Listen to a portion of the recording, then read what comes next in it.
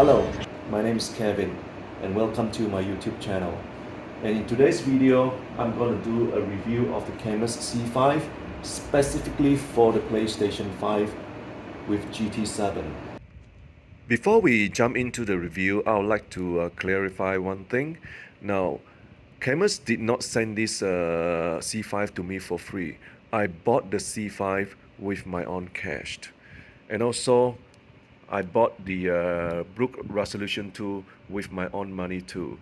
So you can rest assured that in this review, all the opinions about the Cammus C5 is solely my own opinion and is in no way influenced by Cammus.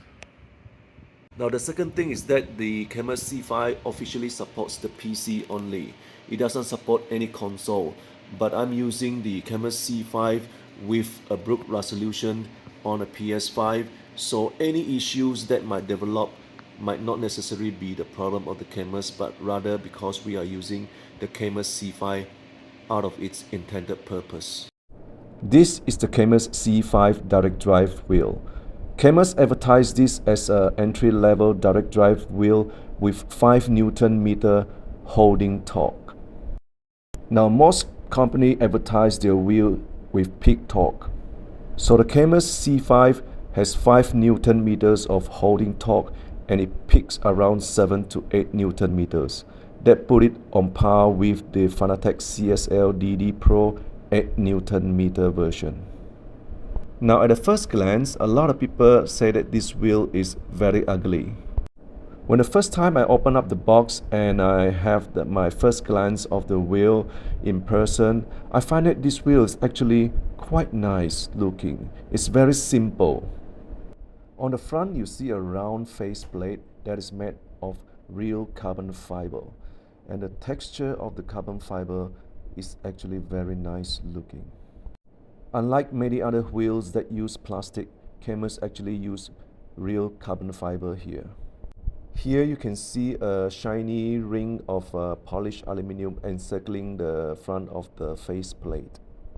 And on top here you have 10 colored LCD rev light. There's also a LCD display here to display speed, but it doesn't work with Gran Turismo. Now there are altogether 20 buttons here with 3 rotary dials. All the buttons are made of plastic and the clicks feels very nice. Here's the directional button, and over here you have the usual X, O, square and triangle button. At the center here, all the 4 buttons work as the PS button. Top you have the R1 and the L1 button. You can customize all these buttons in the Gran Turismo controller button setting. Now on the left here you have the pause or the option button. Now basically all the buttons of the G29 is mapped here on the wheel. The rotary dial has a very solid click. The actual steering wheel is wrapped with some leather material that feels really nice. I'm not too sure if this is real leather or it's just a false leather. But it does have this very nice and premium feel. The stitching is also of a very high quality, and you don't feel any sharp or rough edges around the stitching. And you have the center ring here. Overall, it feels great to hold. And the wheel is 28 cm across with a D-shaped bottom. Now at the back you have the base that houses the direct drive motor, and it's made up of very solid aluminum alloy material, if I'm not wrong. And even the back panel here is made of solid aluminum. So there's no plastic here. It's all solid metal construction, which feels very premium. Now at the back here you have the cables that plug into the base, the power cable, the USB cable that plugs to the PS5, and here you have a fan. Now the fan is mounted on the table mount and it blows the wind to the back of the base to keep it cool. So far the fans seems to work very well, And I also like to talk about the table mount. The table mount costs $30 and they are made of very high strength steel. It's really very solid and firm. And when you mount the Cammus C5 on it, there's absolutely no movement or flex on it. Just very quality stuff right here. Now over here is the pedal shifter. It's really small. It's probably the world's smallest pedal shifter and it's made of plastic. Now I do see a lot of posts in Reddit that this pedal shifter do breaks after some used. So I did go and search online for replacement, and there are quite a number of 3D printed replacement.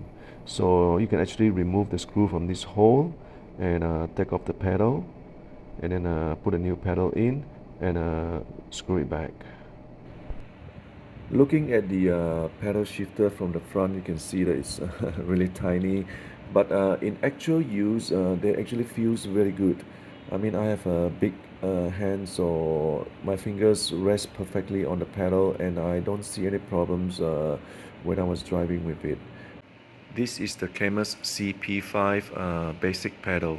It doesn't come with a clutch, but it's quite well built because they are all made of metal, as opposed to a lot of brake that are made of plastics.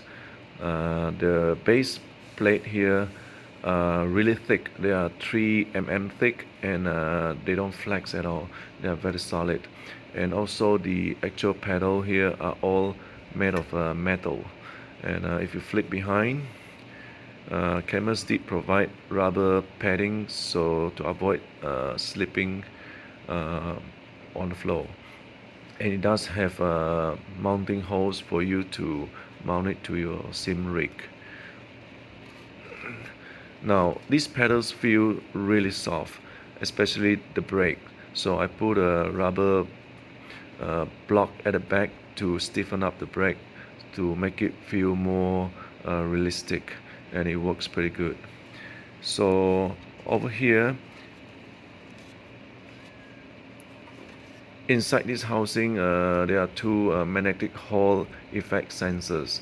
Now magnetic Hall effect sensors are better than potentiometer because there is no actual contact point between the magnet and the Hall effect sensors, so there's no wear and tear, and it's also more accurate as compared to the potentiometer that is used in most other basic pedals like those from the Logitech or Trustmaster.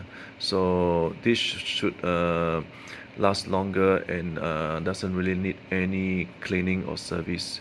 So for $50, this pedal set works very well, and it will be a good starter pedal for most people. This is the Cammus PC software where you will do your wheel centering, the pedal calibration, the force feedback settings for the Cammus C5. I won't go into detail on the software, but what's interesting is that there's a phone app that's available on both Apple and Android that you could use to connect to your C5 and directly communicate with it and update all your settings to the C5 in real time. So that is a really good app.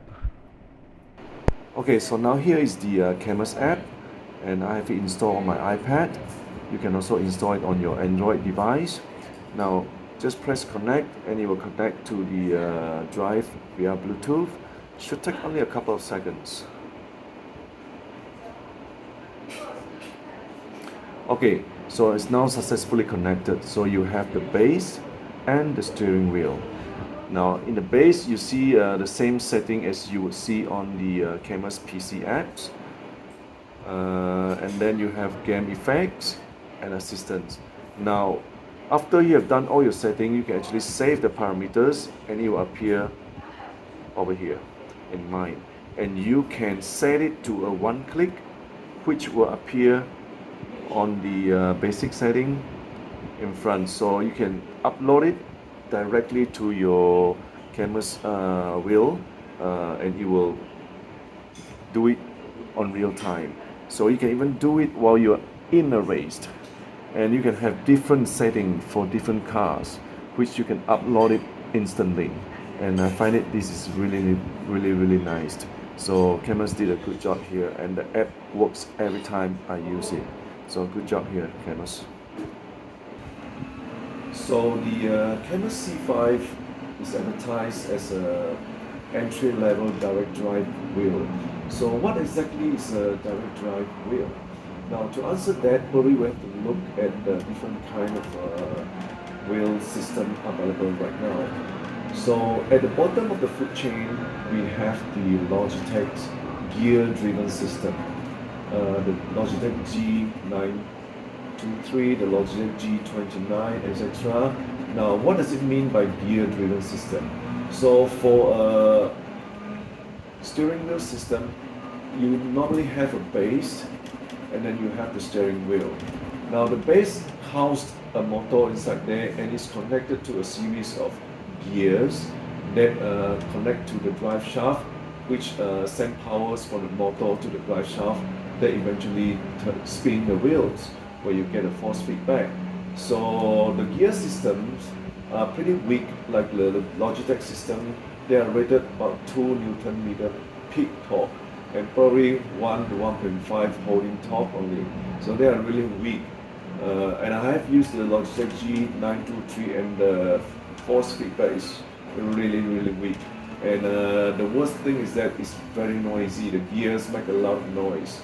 Now moving up into the intermediate tiers, you have the Thrustmaster belt-driven system, the T150 and the T300.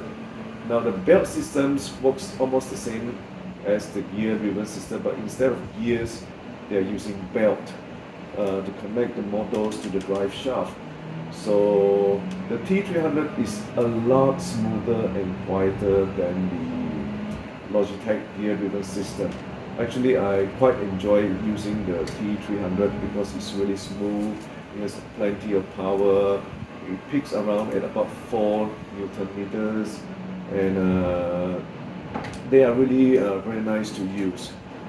Then as you go up to the higher level, we have the direct drive wheel. Now for the direct drive wheel, you have the base with the motor, but the drive shaft is mounted direct into the motor, so you don't use any belt or gears to drive the shaft. That's why it's called direct drive. The motors directly drive the shaft, which drive the wheels. Now the advantage of that is that the wheels, the torque that you get out of the wheel is direct and instantaneous, so, and they have a lot of details of the road feedback, etc. So the direct drive wheels is actually the best system out there right now, and the Cammus C5 is a direct drive wheel, but Cammus goes one step further by incorporating the base into the wheel itself. The whole base and the wheel is one system. Now that offers several advantages, and first thing is that there's no base and there's no drive shaft or anything, so there's a lot of savings in terms of material, and that's why Cammus was able to come out with the C5 at a really low price of just $250 for the whole complete set. And the second thing is that with the motor and without the drive shaft and everything, there's a lot of weight reduction. The wheel is directly mounted onto the motor. So that's why in such a slim package, such a small drive, Cammus was able to fit in 5 Newton meters of holding torque and peaks out at 8. So this is really very special. I would say that Cammus really reinvented the direct drive wheels, which is very impressive, and it works. Now here comes the interesting part. How do I connect the Cammus C5 to work with my PlayStation 5 on Gran Turismo 7. Now, to make the Cammus work with PS5, you need to buy the Brook Resolution 2 adapter. Now, this thing costs $100. It's really expensive. So on top here you have the USB cable that connects to the PS5, and down here you have the left port where you connect to your Cammus C5. But when I first started using the Cammus C5 on the PlayStation 5, I have issue with a random disconnection of the buttons and the pedal shifter. Now, halfway through or a couple of minutes through a race, all these buttons will be disabled, including the pedal shifter, and I race with manual, so it really spoils the game. I can't continue. But then I discovered the problem. So the problems is with the DualSense controller. Once I turn off the DualSense controller, and everything works perfectly. I did not experience any more disconnection. So basically, I've did quite a lot of races with this method, and it works flawlessly. So the first thing you would like to do is you start the PS5. So after starting the PS5, you will log into Gran Turismo game.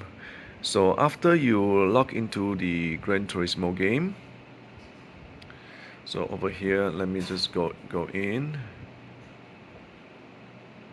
Okay, so once I'm in the game, I will press the PS button, and I would just go and turn off the DualSense controller. Turn off.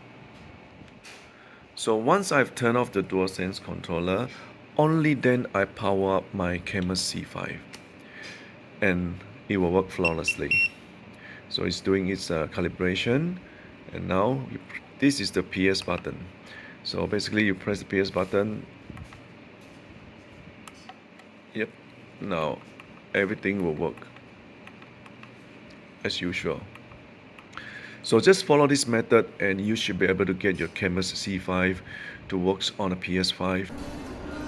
Let's take a closer look at the force feedback of this wheel. Now, when I stop the car, you can see that it's very hard to turn the wheel. So this kind of gives you an idea how much force this wheel has. By the way, I set the force feedback to 100% on the wheel, and also set it to plus 10 on the resolution too. Now as we increase the speed of the car, the force feedback will gradually reduce, but as we take the corner, the feeling is very smooth. The wheel is also very quiet when in operation. You don't hear anything at all. Now in terms of feedback quality, it's very good here. It's much better than the T300 that I have. You can feel the road surface, those curbs, rumble strips, as you go off-road. They all has a very pronounced feeling from the wheel that you get. Now when I let go of the wheel, and once it starts spinning crazy, it's really powerful, so you gotta be careful, or else you might get your wrist injured. When you are going fast on the stretch, normally you can let go of your hand and you'll be fine, but on certain stretch where there are some road rumbles, it might makes the wheel spin crazy. And I also noticed that on certain GR1 cars, those really fast cars on this 24-hour Le Mans track, it does cause a little bit of oscillation. And to solve that, basically I turn down the force feedback on the resolution to a lower value. That helps to eliminate the oscillation. It happens on those super fast car only. So I guess we just have to manage our expectation here. It's not a deal breaker. Overall, how do I feel about the C5? Well, let's take a look at the negative side first. Now this wheel have the very tiny shifter, and they are made of plastic, but the good thing is that it's easily replaceable. And the second thing is that there's a little bit of oscillation on certain cars, especially those really high speed cars, but you can tune that out by lowering the force feedback. But on most cars, in most track, you can have it run maximum, and it won't be a problem. So it's not really a deal breaker. The third thing is that the wheel is not interchangeable, but I don't see that as a major problem for me because a lot of wheels cost even more than this Cammus C5. So in terms of the good positive thing is that the Cammus C5 has a very good quality force feedback compared to my T300, and compared to the Logitech G923, this is way better. And the only thing about this is that you have to buy a resolution 2 to use the Cammus C5 on the PlayStation 5, and that costs 100 US dollar. Anyway, this is just an early impression of this wheel since I've only have around like 15 to 20 hours on it. But even in this short time, I'm very impressed with the performance of the Cammus C5. I will have a more in-depth review of the Cammus C5 probably in a couple of months. But the next video I'm gonna do will be on the Cammus C5 with the Trustmaster T-LCM lot cell pedal working on the PS5. So please do subscribe to my channel by clicking on the subscribe button below, and also enable the notification so that when the next video arrive, you'll be notified. Also, do check out my Cammus C5 unboxing video. It's in the link below. And if you have any question, please leave it on the comment below, and I'll try my best to answer it. Thank you. Bye bye.